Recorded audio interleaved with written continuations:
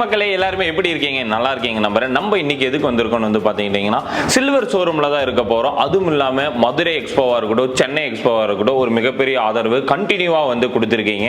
கண்டிப்பா ஒரு மறக்க முடியாத ஒரு அனுபவமா இருந்துருந்துச்சு.